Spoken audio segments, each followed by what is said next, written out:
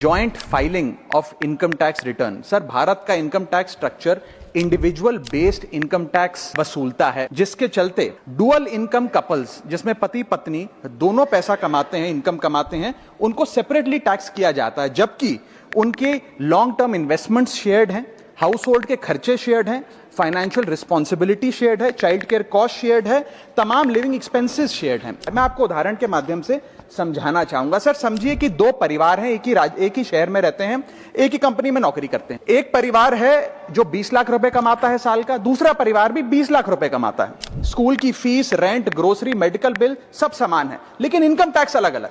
जैसे कि एक पति पत्नी है, राहुल और ऋचा, दोनों काम करते हैं। राहुल साल का 10 लाख कमाता है, ऋचा भी साल का 10 लाख कमाती है। इनकी कुल इनकम 20 लाख रुपए। क्योंकि 12 लाख रुपए तक की रिबेट पर असेसी इनकम टैक्स देता है, तो ना राहुल को इनकम टैक्स भरना पड़ता है क्योंकि उसकी आमदनी भी 12 लाख से कम 10 लाख है, और ना ही ऋचा को इनकम टैक्स भरना पड़ता है क्योंकि उसकी आमदनी भी 12 लाख से कम है, यानी कि हाउस होल्ड का टैक्स जीरो।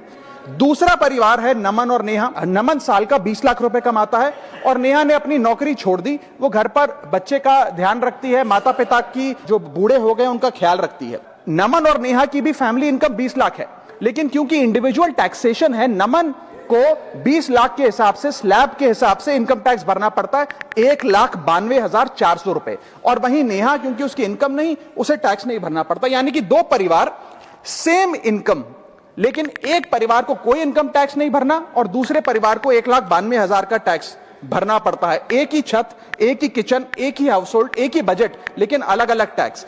दूसरा एग्जांपल देता हूं। एक मैरिड कपल है सर, जो दोनों पति पत्नी आईटी प्रोफेशनल्स हैं, नौकरी करते हैं, एक ही घर में रहते हैं, शेयर्ड एक्सपेंसेस हैं। पति 18 लाख रुपए साल का कमाता है, पत्नी 6 लाख